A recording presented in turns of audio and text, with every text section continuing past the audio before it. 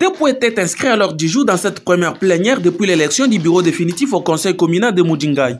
Avant les discours de l'ouverture de la session ordinaire de mars, le président de cet organe délibérant, Raphaël Mikichi, a annoncé qu'il s'agit essentiellement de l'adoption de l'ordre du jour ainsi que du discours de l'ouverture de la session ordinaire de mars. L'ordre du jour étant mis à adopter, le numéro 1 du conseil communal de Mudingayi a procédé par son discours d'ouverture de la session de mars. Dans son discours, Raphaël Mikichi a laissé entendre que la session est répétée au contrôle parlementaire. Voilà pourquoi elle connaîtra des moments forts caractérisés par les élections de bourgmestres, conseillers urbains et bien d'autres qui pointent à l'horizon. Il en appelle ses collègues ayant des ambitions à tout mettre en œuvre. Non seulement les projets précités, Raphaël Mikichi a également souligné d'autres points dans ses mêmes discours.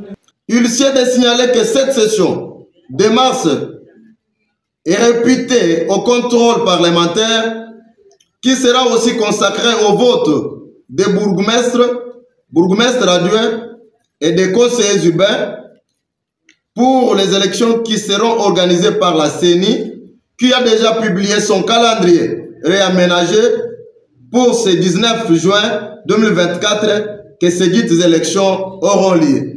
Sur ce, je sollicite aux honorables conseillers qui auront les ambitions de s'apprêter.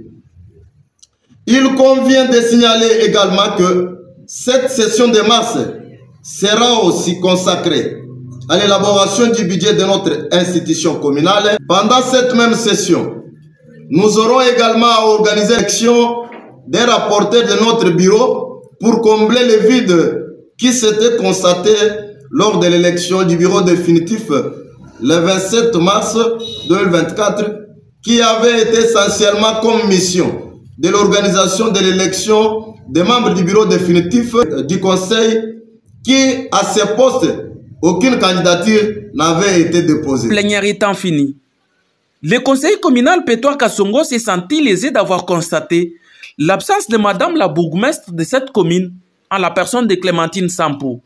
Il se pose également des questions de comment s'orientent les recettes journalières de toutes les activités de son électorat. Avec amertume qu'une session ordinaire puisse s'ouvrir sans que le bourgmestre soit là, son conseil de sécurité.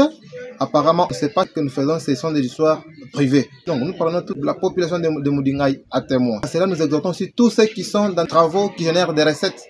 Oui. Entre autres, les administrateurs du marché de Mudingayi, ceux qui perçoivent l'argent du cimetière.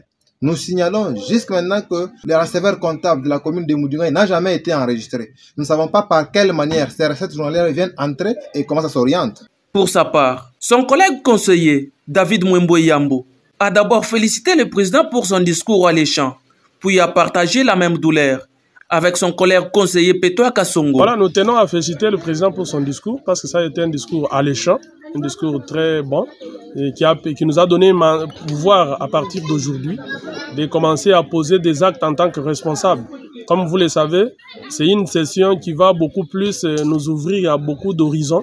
À partir de maintenant, nous allons nous mettre debout pour que nous puissions contrôler tous les biens meubles et immeubles de la commune pour qu'il n'y ait plus d'évasion fiscale comme nous sommes en train de le constater. Et depuis l'élection du bureau définitif, c'est ce lundi, 8 avril 2024, que la première session ordinaire de mars s'est ouverte dans la salle polyvalente de la commune de Mudingayi, dont, sur cette conseillers élus, 6 étaient présents.